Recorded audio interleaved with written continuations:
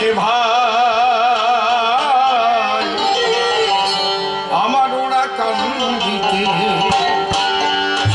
চাঁদের বাজার মিলেছে ভাই ওরা কান্দিতে চাঁদের বাজার মিলেছে ভাই ওরা কান্দিতে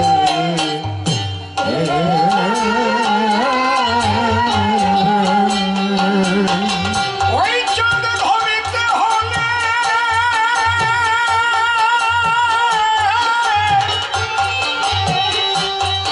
সেই চাঁদ ধরতে হলে চোখের জলে ধরতে হলে চোখের জলে ধরতে হলে চোখের জলে হবে হরি বলে কান্দিতে চাঁদের বাজার মিলেছে ভাই ওরা কান্দিতে চাঁদের বাজার মিলেছে ভাই ওরা কান্দিতে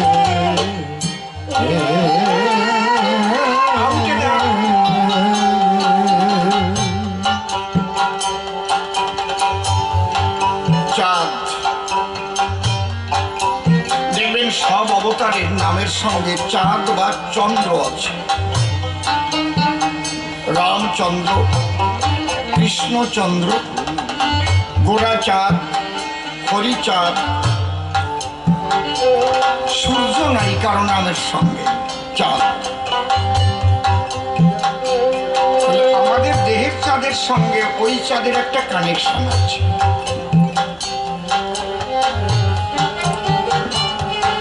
এই জন্যে প্রভুপাদ অশ্বিনী গোসাই লিখেছেন পিতৃধনের উপরে হরিধন বিরাজ করে। এই পিতৃধনকে বলা হয় চন্দ্র। যদি করো চন্দ্রক্ষয়, বেবিচারে যদি করো চন্দ্রক্ষয়, তাহলে হরিশ্চন্দ্র পাওয়া সম্ভব নয়, কৃষ্ণচন্দ্র নয়, রামচন্দ্র নয়, গৌরচন্দ্র। চাঁদে চাঁদে আকর্ষণ হয় না।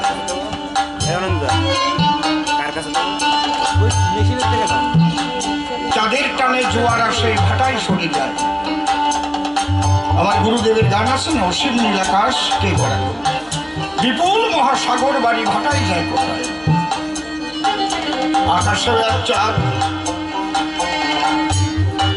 আর ওরা কান্দি চাঁদের বাজার মিলেছে। আরে হরিচাঁদ, গুরুচাঁদ, চাঁদ, চাঁদের বাজার মিলেছে আমার ওরা কান্দিতে। বাবা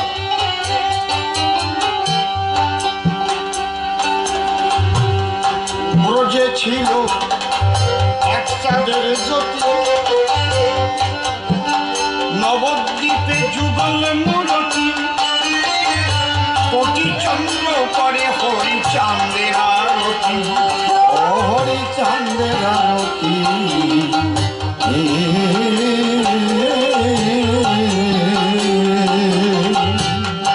ব্রজে ছিল এক চাঁদের জ্যোতি,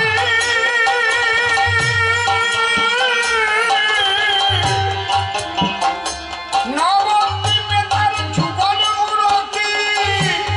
ওরা চাঁদ আর নিতাই চাঁদ, এবার কোটি চন্দ্র করে হরি চাঁদের আরতি। হরি চাঁদের আরতি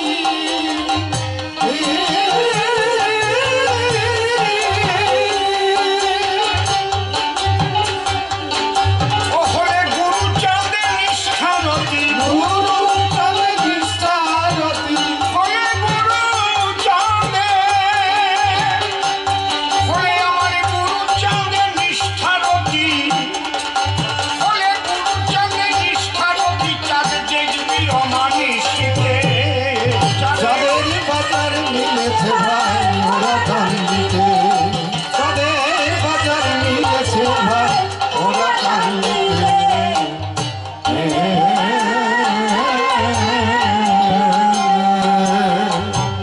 হরিবল হরিবল হরিবল।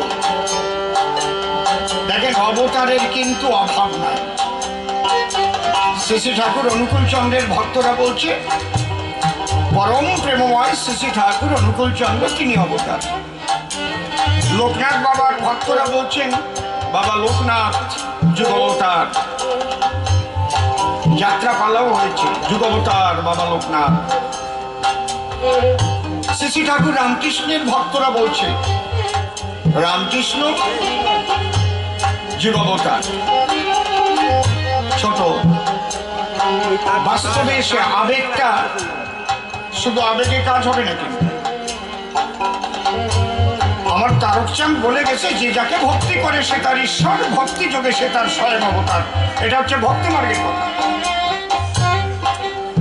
আমি গাছকেও ঈশ্বর মনে করে পূজা করতে পারি, এটা সনাতন ধর্মের স্বাধীনতা। মাছের পূজা করতে পারি, কুমিরের পূজা করতে পারি, ইয়াসরা পূজা করতে পারি। করতো না আগে মায়েরা, এখন তো আর করে না। ইয়াসরা পূজা কারা কারা করেছে নাক তোলেন তো দেখি। ইয়াসরা পূজা এ জায়গাটি ফেরাই করেছে রে ভাই। সে গান মনে আছে? ইয়াসরা পূজার গান মনে আছে? সে ভোরবেলায় কয় বুড়ি মিলিয়ে, ওরে শীত রে সকালে, আমি ঠাম্মার সাথে বসতাম, মা ওই হাঁটুতে আগ দিয়ে হ্যাঁসড়া মা গিল তোর হ্যাঁসড়া চুল, তাই তিন গিয়ে গেল বন্যের ফুল। মনে আছে? আমাকে কি সহজ সরল সংস্কৃতি, কি ভাবে দেখ, কি সরল মন হলি। আমার এই গায়ে গান গায়ে কাঁদতেছে, ওরে ফেরাসরা মা গিল তোর ফেরাসরা চুল। এটা কত সহজ, কত সহজ। এ জায়গার ব্যাপারটা আলাদা। কিন্তু যখন বিশ্বের দরবারে আমাকে অবতার, আমার গুরুকে বা আমি যাকে মানি তাকে অবতার প্রতিষ্ঠিত করতে হলে খালি আবেগের দ্বারা হয় না। সেখানে তথ্য, তত্ত্ব, যুক্তি, তর্ক সমস্ত কিছু সম্মিলিত অবস্থায় যদি উপস্থাপনা না করা যায় তাহলে বিশ্বের দরবারে মান্য পায় না।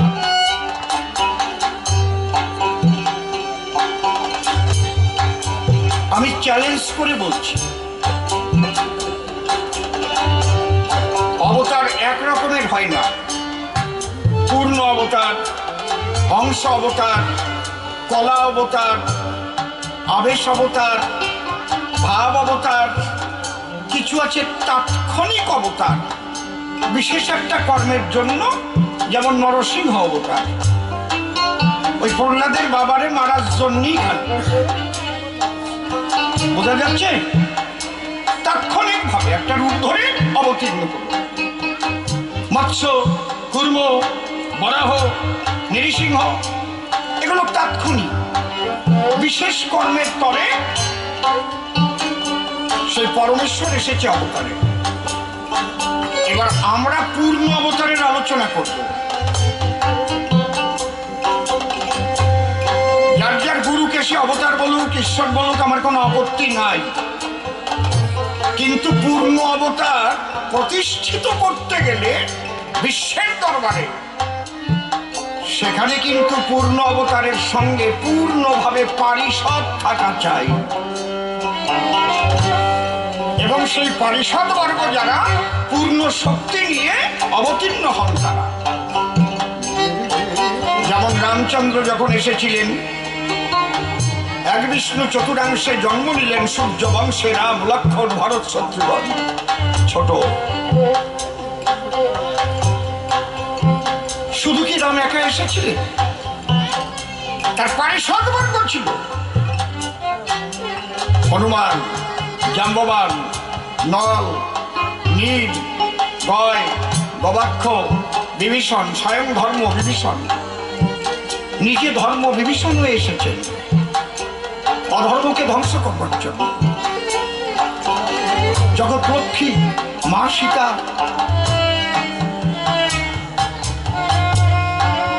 এই যে পারিষদ যারা, যখন কৃষ্ণ হয়ে এলেন, আমি এখানে আসছি অসীম সরকার, আমি কাকার বাড়িতে এমনি বেড়াতেও আসতে পারি, কিন্তু সেটা পূর্ণ আশা হলো না। আজকে পূর্ণভাবে আসছি আমার দলবল নিয়ে। পূর্ণভাবে না এলে আমার পূর্ণতা দেখতে পারবে না সকলে। বেহালা চাই, দোতারা চাই, হারমোনিয়াম চাই, বাঁশি চাই, ঢোল চাই, কাশি চাই, সহশিল্পী চাই, তাহলে দল না হলে আমার বল প্রকাশের ক্ষমতা নাই।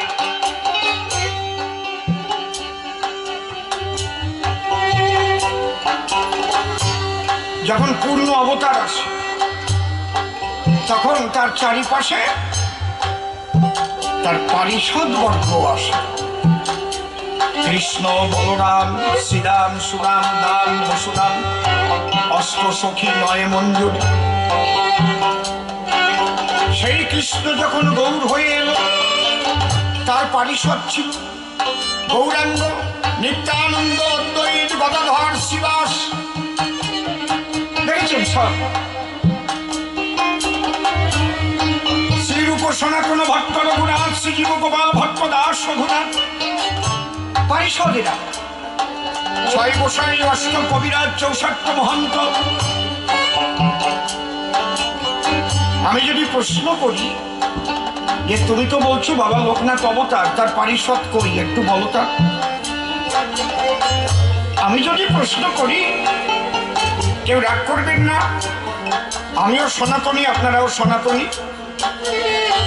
আমি কান স্পর্শ করে বলছি, আপনি আপনার গুরুকে ঈশ্বর বলুন, আমার আপত্তি নাই, কিন্তু আপনি যদি পূর্ণ অবতার বলতে চান তাহলে প্রমাণ দেন। ঠাকুর রামকৃষ্ণ দেবের পারিষদ কোথায়? এক বিবেকানন্দ বাদ দিয়ে আর কি। তিনি তো পারিষদ না, তিনি নরেন দত্ত। তিনি হয়েছিলেন ভাব উন্মত্ত, ঈশ্বর তত্ত্ব জানতে।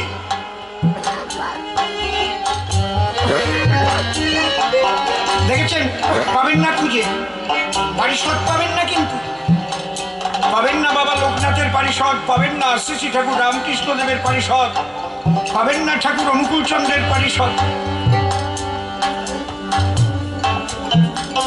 আমাকে বহু বছর আগে দেওঘরে নিয়ে যাওয়া হয়েছে, অনেক প্রলোভন দেওয়া হয়েছে। আমি কয়েকটা প্রশ্ন করেছিলাম, সে প্রশ্নের জবাব পাইনি। আমি প্রথম প্রশ্ন করেছিলাম ঠাকুর অনুকূল চন্দ্রের যে বাণীগুলো আমি দেখছি, উনি কি কবি ছিলেন?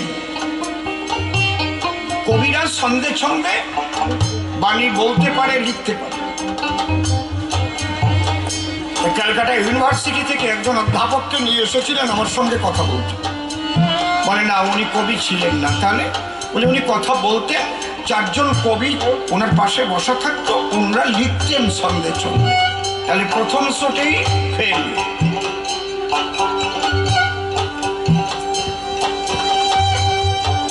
তাহলে উনি কবি ছিলেন না, এই ছন্দগুলো মূলত ওনার লেখা না।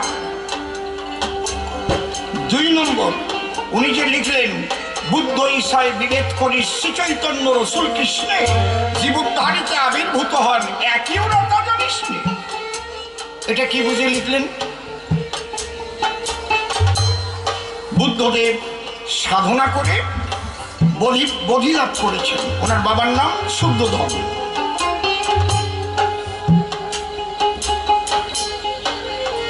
তিনি হচ্ছেন বুদ্ধদেব। ঈশা হযরত মুহাম্মদ, যীশু খ্রিস্ট বুদ্ধ ঈশায় বিভেদ করিস শ্রী চৈতন্য রসুল। রসুল হচ্ছে হযরত মুহাম্মদ আর ঈশা হচ্ছে যীশু খ্রিস্ট। যীশু খ্রিস্ট সাধনা করেছেন, তিনি বলেছেন I am the son of God. আর হযরত মুহাম্মদ বলেছেন আমি আল্লাহর দোস্ত। আর শ্রীকৃষ্ণ বলেছেন সর্বধর্মান পরিত্যাজ্য মাম একং শরণং ব্রজ অহং ত্বাং সর্বপাপেভ্যো মোক্ষয়িষ্যামি মা শুচঃ। বাবা, শ্রী চৈতন্য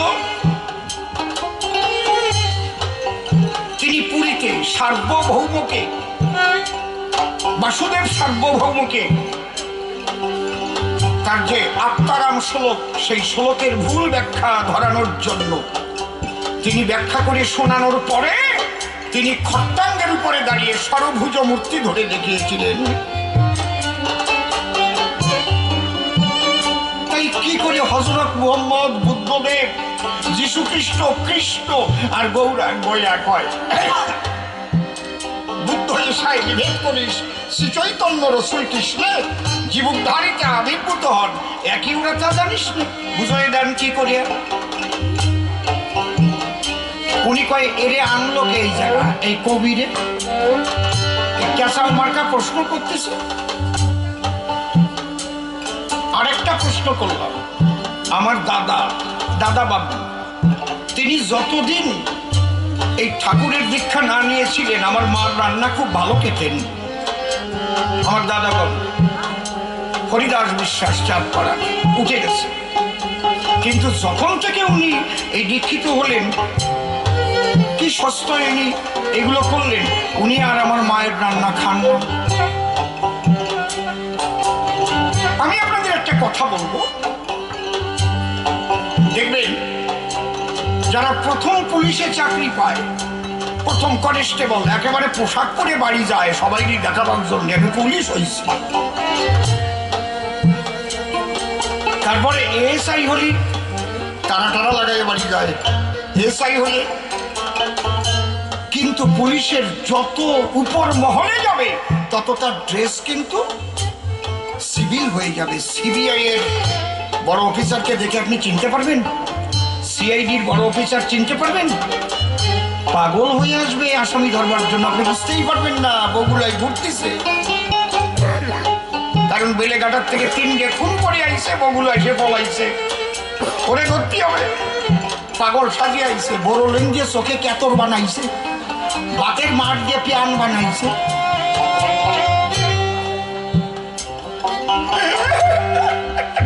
এরকম ঘুরে বেড়াচ্ছে সিনবা। তাহলে যত উপরে যায় তার ড্রেস সিভিল হয়ে যায়। আমি দেখেছি হরিচাঁদের দরবারে যারা সাধনার একদম শেষ স্তরে চলে যায় তারা পাগল হয়ে যায়, তারা হরি মুচি ধূম চন্দ্রাল মানে না, বেদ বিধি মানে না, প্রেমানন্দে হরি বলে সবাইকে কোলে তুলে নেয়।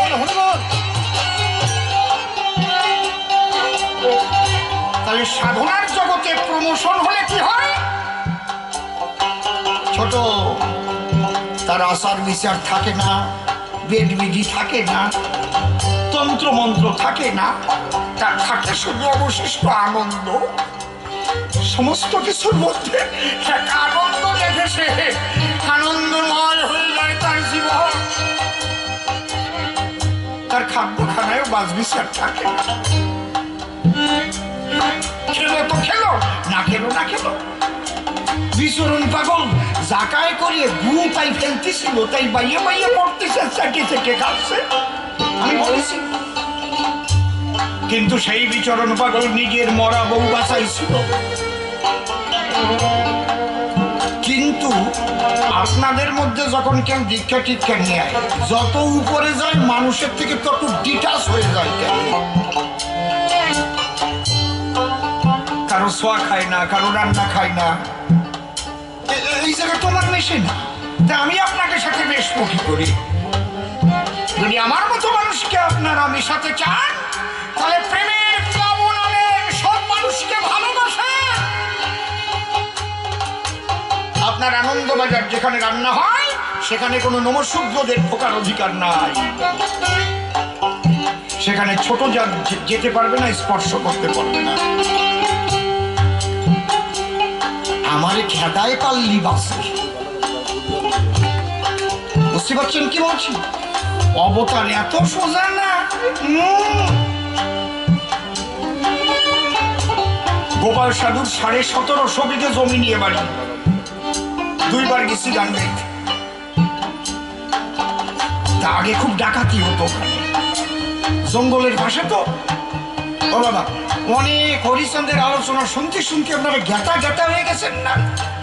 যদি একটু নতুন কথা না হয় তাই শোনা যায় বসে বসে, কন্ডিটা কি ঠিক বলছি নাকি? নাকি শোনেন, জ্যান্ত জ্যান্ত কথা কব, একদম আমি মরার কথা কব না। আগে ওনার বাড়ি 3 দিকে খাঁড়ি করা থাকতো, ওই 8-10 মুখ করিয়ে আর 8 ডাবাইয়ে, একদিকে খালি বেরোনের পথ, আর কোনো দিক দিয়ে কেউ ঢুকতেও পারবে না, বেরোতেও পারবে না। তাই গুরু চাঁদের নির্দেশেই বারুণীর 15 দিন পরে গোপাল সাধুর বাড়ি বারুণী হয়। সে আলাদা ঘটনা আছে, বলবানে যদি দরকার। বারুণী হয়ে গেছে, ভক্তরা যেমন মহোৎসব, হাজার হাজার ভক্ত খাওয়া দাওয়া করেছে। ভাত ডাল অনেকে পুরোপুরি খেয়ে পারে নাই, ওই ভাত সহ ওই খাড়ির মধ্যে ফেলছে আর কি। সকালে গোপাল সাধু যায় দেখে কত ভাত। এই এগুলো প্রসাদ না, এগুলো কে ফেলেছে? সব খুঁটে খুঁটে আন, কুকুরে খাইছে। সাধু মশাই কইছে মানে নামিয়ে গেছে, নামিয়ে যায় খুঁটিয়ে খুঁটিয়ে খুঁটিয়ে খুঁটিয়ে খুঁটিয়ে খুঁটিয়ে বালতি কিনে খইছে। তাই যা পুকুরিতে ধুয়ে নিয়ে সব ভালো করে কসলায় কসলায় ধুয়ে টুয়ে বালতি খানেক রয়েছে, আর উপরেতে ধুয়ে ধুয়ে গেছে। কয়টা ঘরে কলা বান্ধা আছে, ওই আগে বস্তার মধ্যে কলা ঝুলে রাখতো, ওইকে পাকতো আর ছিঁড়ে ছিঁড়ে খাতাম। মনে আছে তো নাকি? ওই নিয়ে যে লোকটা ওই কলা শুলি ছিল সেই লোকটা এখনো বাইসি আছে। আমি যা যা বলতেছি রেকর্ডিং করে নিয়ে যাও। সেই দিন যে লোকটাই কলা শুলে ছিল, ওই কলা এনে দিল, তখন তার বয়স ছিল 9 বছর। এখন ওই ঠাকুর বাড়ির দোকান দেয়, ডঙ্কা ডঙ্কা বিক্রি করে, অ্যাংলা মতো একটা লোক, বুঝলো। সে আর এক ঘটনা, আমি নহাটা মতুয়া সম্মেলন করিয়ে গান গাইয়ে আমি তো ঘরে এসে খেয়ে দিয়ে শুয়ে পড়েছি, আর উনি ওই জায়গায় ঠাকুরের ফটো টটো সব বিক্রি করতে গেছিল। উনি ওই জায়গা কাতরাচ্ছে সিটিতে। ভোরবেলা গুরু সাথে সারা কবি গান গিয়ে বেড়া, আমার ভক্ত কষ্ট পাইছে, খাওয়ার পাইবে, তুই তারা দেখিস নেই কেন? সে ওই জায়গা দোকানে বস্তা গাইতে কাতরাচ্ছে। আমি হাত দিয়ে উঠেছি, দরজা খুলে গিয়ে দেখি ওই দোকানে ওই জায়গা কাতরাচ্ছে। আমি কোলে করে নিয়ে আসলাম, আগে রান্না করে যাচ্ছিল, মাখাইয়া খাওয়ালাম, আর সে আমার লেপ দিয়ে শোয়া রাখলাম। ওই যে নোহাটা, সেই লোকটা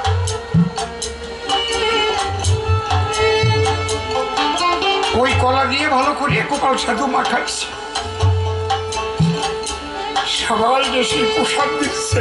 এই নে বাবা, বাবা হরিচাঁদ, বাবা গুরুচাঁদের প্রসাদ তোরা নিয়ে যা।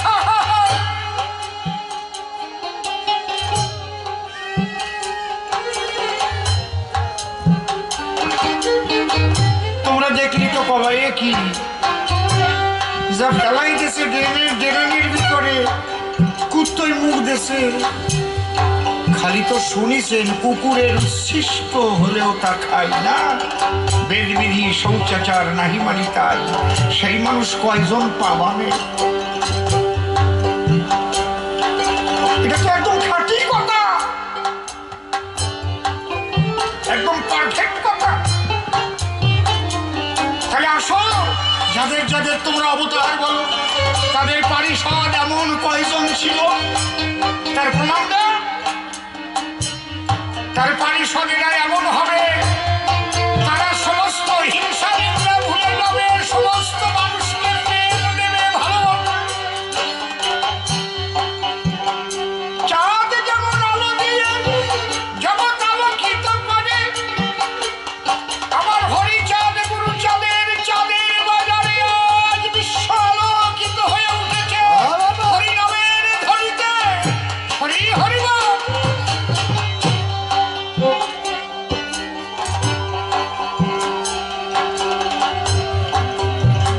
অনেক প্রশ্ন করো না, কি করে অবতার লাগলো?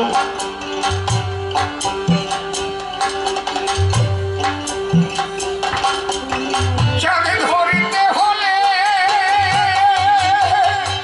চোখের জলে, ধরতে হলে চোখের জলে, ধরতে হলে চোখের জলে হবে হরি বলে কান্দিতে। তাদের বাজার মিলেছে ভাই, ওরা কান্দিতে।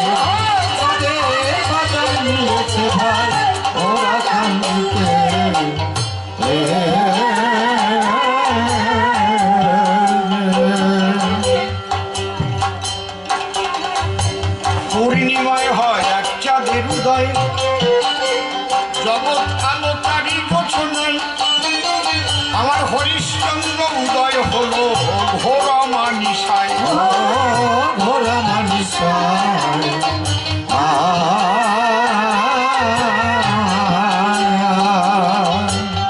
পূর্ণিমায় হয় এক চাঁদের উদয়,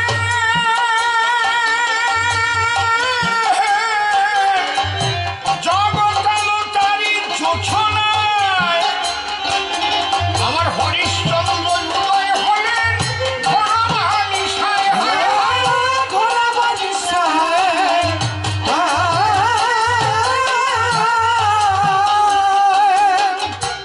অমাবস্যায় কখনো চাঁদ উঠছে? এবার তাই উঠেছে।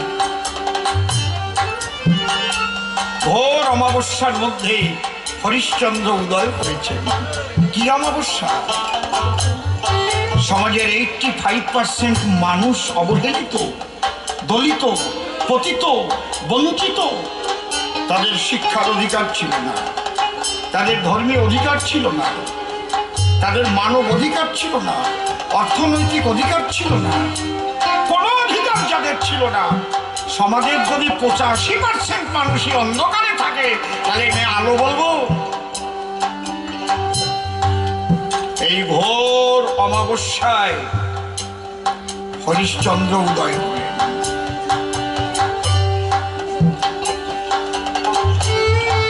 প্রশ্ন করেছে কি দেখে?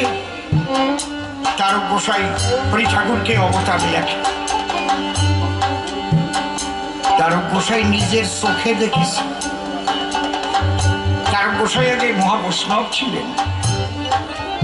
উনি গান গাইতে গেলেন চালনাতে, যে চালনায় আমি অসীম সরকার গান করে এসেছি। সেই চালনার আসরে আজও মশাই কামড়ায় না।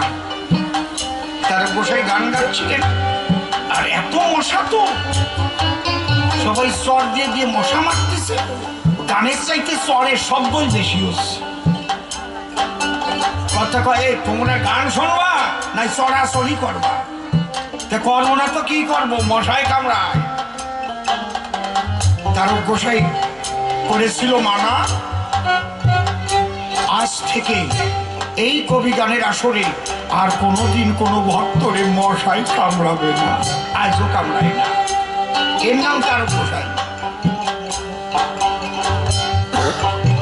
আজও কামড়ায় না।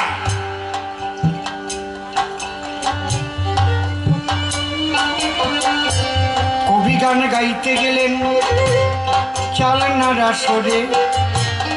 বিপক্ষ কবি প্রশ্ন করেছিল তারে। কি প্রশ্ন? আচ্ছা, মানুষের মতোই তো আসেন ভগবান,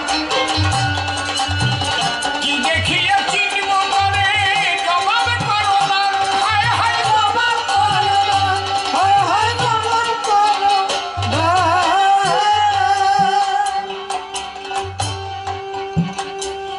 রাম তো মানুষের মতোই মানুষ, কৃষ্ণ মানুষ, গৌরাঙ্গ মানুষ, হরিচাঁদ মানুষ, সবাই তো মানুষ। প্রশ্ন করেছে, তাই কি দেখে সেনার আছে যে ইনি মানুষ হলেও মানুষ নয়, ঈশ্বর? এটা তো লেখা আছে ভাগবতের ভিতর।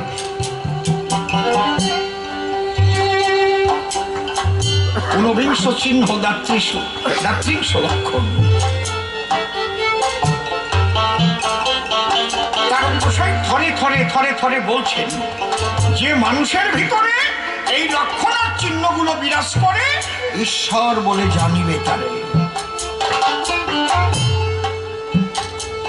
ওই আসরে বসা ছিলেন প্রভুপাদ মৃত্যুঞ্জয় গোসাই। তার গোসাই গানে গেয়ে গেয়ে যখন ওই দিকে তাকায়, ওই গোসাই যেন মন প্রাণ হরণ করে লয়।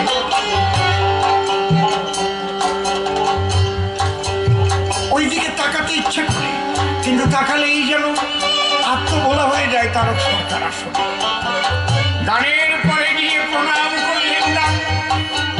গোসাই বললেন, সরকার মশাই আজকে ভালো কবি গান হয়েছে, কবির কোলায় এত সুন্দর কবি গান সব দিন হয় না। সত্যি আপনি যে আলোচনা করছেন যে মানুষ, সবাই তো মানুষ, কিন্তু কি দেখে বোঝা যাবে এই মানুষই সেই মানুষ ঈশ্বর? আচ্ছা সরকার মশাই, আপনি কি দেখিয়ে কইছেন, না কারো কাছে শুনিয়ে কইছেন, না বই পড়িয়া মুখস্থ করে কইছেন? তারক সরকার বলে, আমি দেখবো কোন জায়গায়। রামচন্দ্র এসেছিলেন, লীলা করে চলে গেলেন, কৃষ্ণ এলেন চলে গেলেন, গৌর হরিও তাই।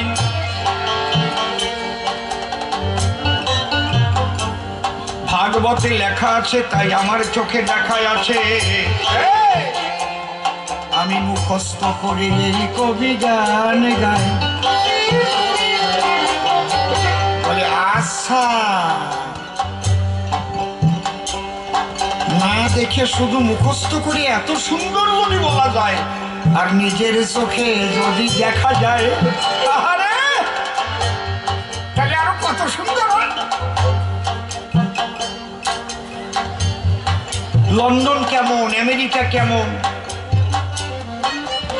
শারজা কেমন, আমি এখান থেকে আপনাদের কাছে বর্ণনা দিলে শুনবেন শুধু, কিন্তু সেখানে গিয়ে দেখলে সেই যে একটা অভিজ্ঞতা, সেটা কি আপনার হবে? তারক বলে, গোসাই তাকে দেখবো কেমন করে, সে লীলা করে চলে গেছে তারই গোলকপুরে। মৃত্যুঞ্জয় গোসাই বলে, তারকের সন্ধান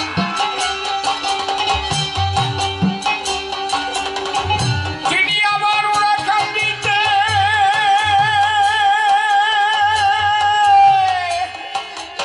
হলেন অধিষ্ঠান। হলেন অধিষ্ঠান, হলেন অধিষ্ঠান।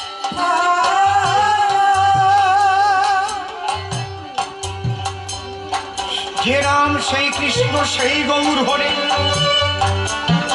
তিনি আবার ওরাকান্দিতে অবতীর্ণ হয়েছেন, লীলাময় হয়ে আমার সায়ন হরে। তার গোসাই ভাবছে, তাহলে আমারে কি দলে নেবার জন্য হাওয়া দিচ্ছে নাকি? বলে, আপনি কার কথা বলছেন?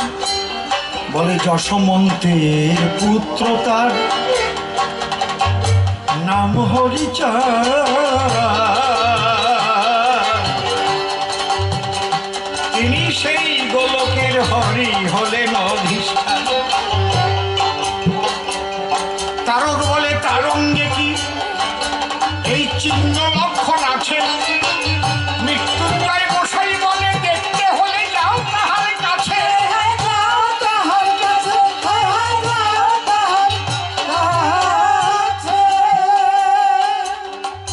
আছে কি না আছে এখানে বসে কি বুঝবা? দেখতে হলে তার কাছে যেতে হবে। কথা শুনে তারকে কৌতূহল জাগিল, মৃত্যুঞ্জয় গোসাইয়ের সঙ্গে ওরা কান্দি গেল।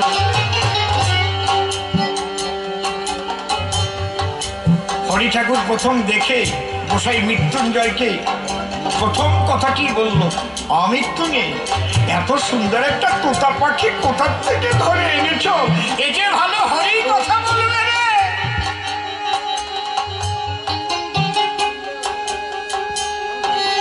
তারক সরকার ভাবতেছে, উনিও আমারে হাওয়া দিচ্ছে, কত সোজা না। তুমি যদি সেই গোলকে আমার গোবিন্দ হও, তোমার অঙ্গে লক্ষণ চিহ্ন আমাকে দেখা। অন্তর্যামী শ্রীহরি তারকের মন বুঝিতে পেল, আলস্য ত্যাগ করার ভান করেছিল।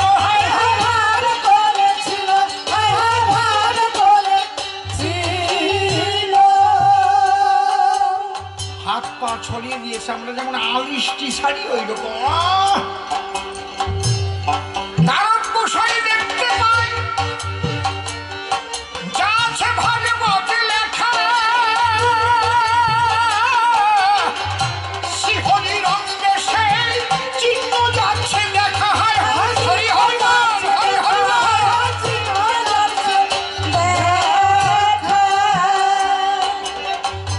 ঊর্ধ্বভাবে সুশোভিত রেখা হাতে পায়, ভজবজ্রাং কুশ চিহ্ন ওহি ফনাকায়, শঙ্খ চক্র মীনজম্বু নামে যেই ফল, কল্পতরু শ্রী পতাকা জাহ্নবী বিকল, অজস্কন্ধ কোকনদ কর পদতল, নখচন্দ্র নখ মুদ্রা অতি সুনির্মল, সুধাকর শত্রু আরো সুধাকর জয়, এই ঊনবিংশ চিহ্ন কহিলাম সব।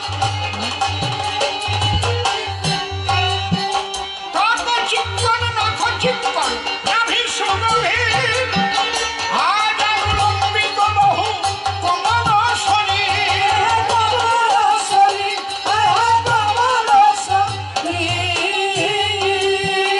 এমনি ভাবে চিহ্ন লক্ষণ যবে দেখতে পেল, হরি বলে তারক গোসাই ভরিয়া পড়িল। হায় হায় ভরিয়া পড়িল,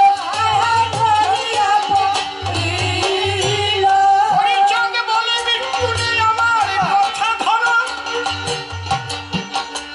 ওরে একবার কোলে করে তুমি নিজে ধরো। হায় হায়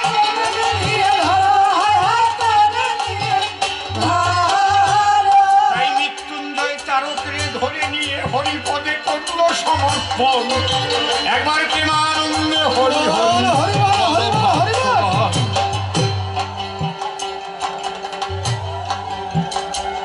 দেখেন গন্ডগোলটা কোথায় জানেন? রাম জন্ম নেওয়ার ৬০,০০০ বছর আগে রামায়ণ লেখা হয়েছে।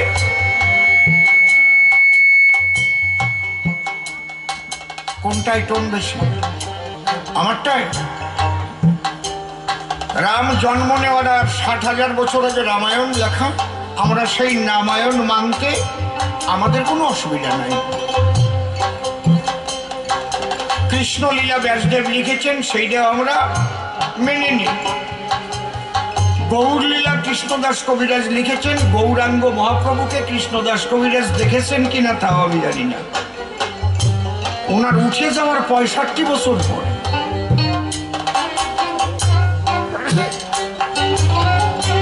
আমরা মেনে নিতে পারি, কিন্তু তারক গোসাই নিজের চোখে দেখে হরিলীলামৃত লিখে দিল।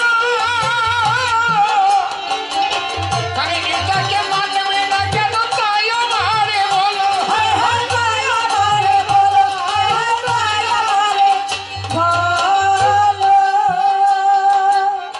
বলে মাছ বিক্রি করতো তারাল, তারক তারাল। হ্যাঁ করতো তো, তা কি হয়েছে?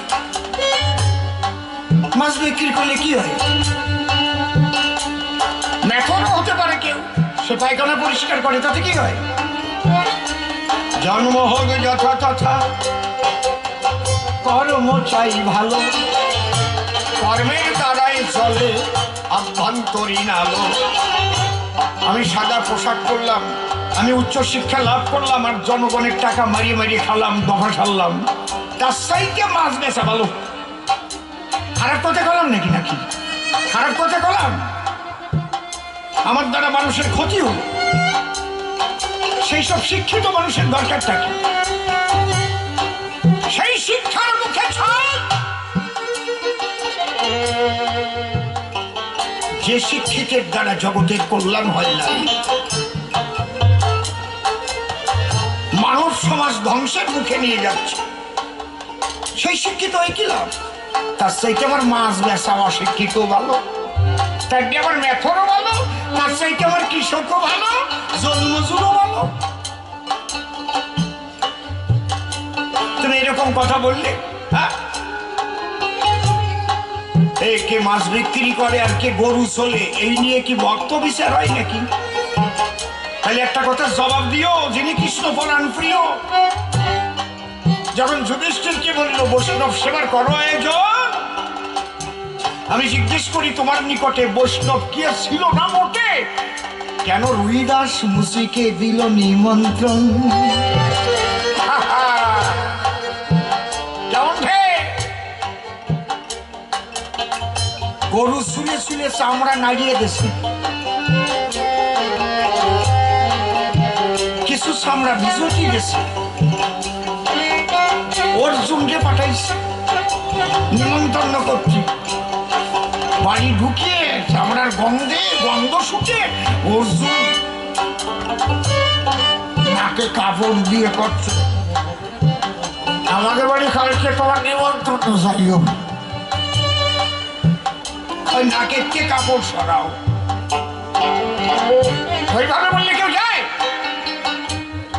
তোমার বাড়ি যাব, তোমার বাড়ি সেবা করব, আমার ঘরে যে আমার গোবিন্দের ভোগ দিয়েছি তার একটু প্রসাদ তোমারে দেবো, যদি তুমি প্রসাদ নেও তো তোমার বাড়ি যাও।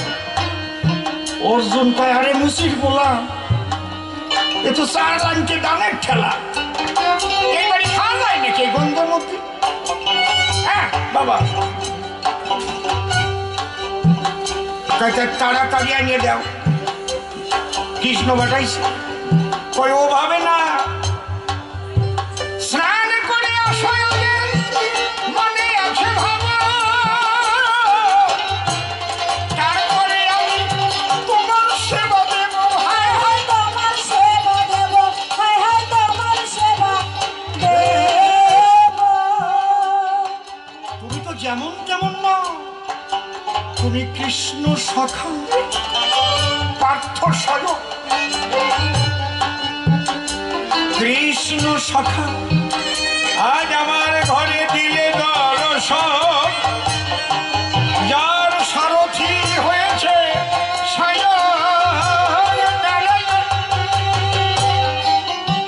তোমাকে আমি সহজে সেবা দেব, কাজাল প্রদীপ জ্বালাবো, ফুলের মালা আনবো, উলুধ্বনি করব, আমরা কৃষ্ণ সখাকে সেবা দেব। অর্জুন কয় মরিছি তো, এখন স্নান করতে হবে, তাতে একটু তেল দাও, চামড়া দিয়ে বাটি বানানো, তাতে তেল দিয়েছে, কোনো মতে একটু নিয়ে শোয়াইছে, পাশে পুকুর, কচুরি বানার তলে ওই জলে চামড়া ভিজানো, প্রথম ওই চামড়া ধরে ছোট ছোট যখন দিল টান, দেখে প্রথম চামড়ার তলে স্বয়ং গঙ্গা আছে ভাসমান। এটা কি কুমিরের বাচ্চা নাকি? ওই রকম বোঝো না, মকর বাহিনী তো, হ্যাঁ না তো, ব্যাপারটা কি? গঙ্গা বলে কুমির নহে, মনের কথা কই, আমি বৈষ্ণবের চরণ পেতে স্বয়ং গঙ্গায় এসেছি, অর্জুন তোমায় কই, হায় হায় অর্জুন তোমায় কই, হায় হায় অর্জুন তোমায় কই। ও মা, আর জায়গা পাইলে না?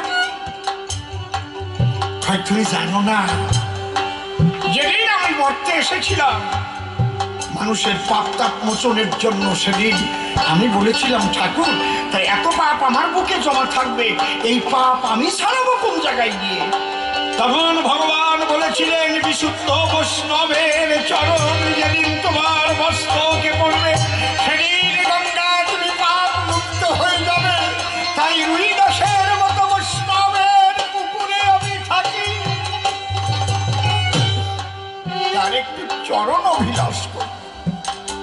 শুধু আমি না, এক একখান চামড়া টানো, আর এক চামড়া ধরে যখন অর্জুন দিল টান, দেখে ওই চামড়ার তলে স্বয়ং ভোলানাথ ঈশান। অর্জুন বলে কয়ে কলকিতে টান মারিস, ভোলানাথ একটা কথা বলি আমি, তোমারই সাক্ষাৎ। এ জায়গা তুমি কেন? অর্জুন জানো না, মহাবৈষ্ণবের চরণ ধুলি স্বয়ং ভগবানও চায়। দেখো তোমার ভগবান আছে ওই পাশের চামড়ার তলায়, আর এক চামড়া ধরে যখন অর্জুন দিল টান, ওই চামড়ার তলে আছে কৃষ্ণ ভগবান। হরি বল। কৃষ্ণ ভগবান, কৃষ্ণ ভগবান। তুমি কেউ জ্বালিয়ে মাছ কেটে বিক্রি করে। এ বাবা বাসু, এই সহ্য করা যায়? ভক্তি যদি থাকে মুচির চামড়ার তলে আসেন ভগবান। ভগবানকে পেতে হলে ভক্তি হয় প্রধান। হায় হায় ভক্তি হয় প্রধান, হায় হায় ভক্তি হয় প্রধান। এই তার গোসাই ঠিকই তো, মাছ কেটে বিক্রি করতো ঠিক, চুরি তো আর করে নাই, কারো টাকা মারিয়ে তো আর খাই না, কাজ করেছে। তোমার ব্যাসকে আমারও ব্যাস দিল, সনাতন ধর্মের গুরু ব্যাসদেব, ধর্মগুরু, যার জন্মতিথিতে গুরু পূর্ণিমা পালিত হয়। এই ব্যাসদেব আসলে কি যারও সন্তান না? ব্যাসদেব যখন জন্ম নিয়েছিল, তুমি যদি পারো একটু বললো, তখন কি তার বাবা তার মাকে বিয়ে করিল? তাহলে কুমারী অবস্থায় যদি কোনো নারী সন্তান জন্ম দেয়, তারে কি সন্তান কয়? আপনারা কন, জোরে কন, কি সন্তান কয়? কোন যুবতী বিয়েটি হয় নাই, সন্তান জন্মাইছে, সেই সন্তানটা কি সন্তান কয়? কম না কেন? হ্যাঁ, জারজ বলে না?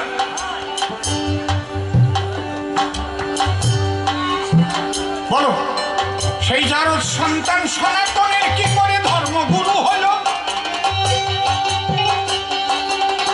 জন্ম নয় কর্মের দ্বারা মহান হয়েছিল। হায় হায় মহান হয়েছিল, হায় হায় মহান হয়েছিল।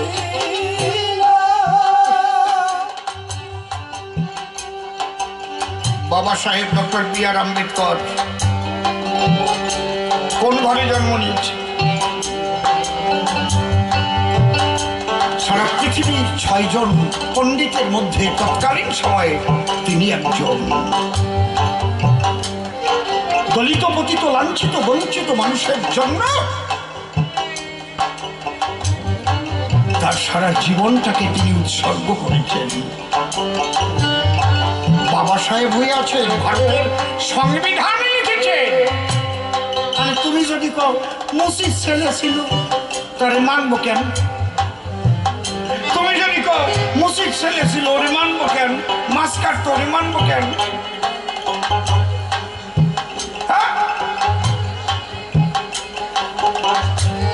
তার গোসাই দেখে লিখেছে, যা দেখেছে তাই লিখেছে, যারা না দেখে লিখেছে তাদেরও মানতে পারবা, আর আমার তারক দেখে লিখেছে সেটা মানতে পারবা না।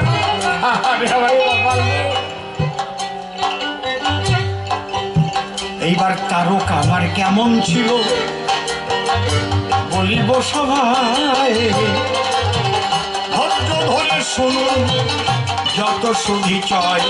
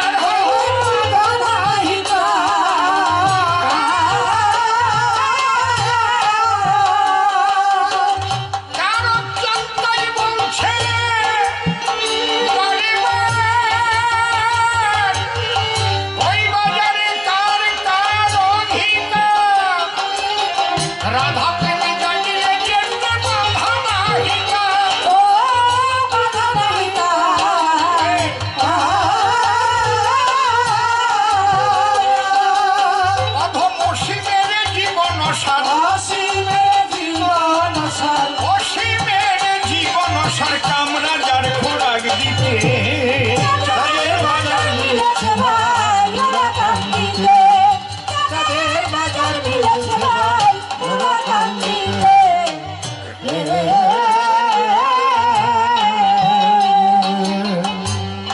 প্রথম প্রশ্ন করেছিল দান, আমি গেয়ে আজ একখানি গান ছোট, একে একে দিচ্ছি সমাধান, শুনুন ভক্তগণ। অন্তরে আমার আছে ভাব, প্রত্যেকটার মীমাংসা দেওয়ার চেষ্টা করব, শুধু একটু শান্ত হয়ে বসে যান, ওঠা পড়া নড়াচড়া করবেন না কোনো জন্য। আমার একাশোর পরে যদি উঠতে ইচ্ছে করে একটু গিয়ে বাইরে যার যা খেতে ইচ্ছে করে খেয়ে আবার বসে পড়বে না সবে, কারণ আমার পরে আবার নির্মল আসবে, নির্মলের পরে আমি আবার আসবো কিন্তু। আর আপনারা যদি উঠে চলে যান গান তো শেষ করে দিতে হবে গান না। এই জন্যে আপনাদের শোনার আগ্রহ যতক্ষণ থাকবে আমি ততক্ষণ গান গাবো, কথা দিলাম আপনাদের। বসে থাকেন, উঠে যাবেন না, দেখি আমার দেশকে কতক্ষণ গাওয়াতে পারেন। উঠিলি কিন্তু হবে না, ওই অর্ধ উঠে উঠে টাক পড়ে যাবে, তাহলে আমরাও ফাঁক দিয়ে চলে যাবো। যদি টাইট ফিট আসন রাখতে পারেন, যতক্ষণ থাকবেন আমি ততক্ষণ গান গাবো, কথা দিলাম।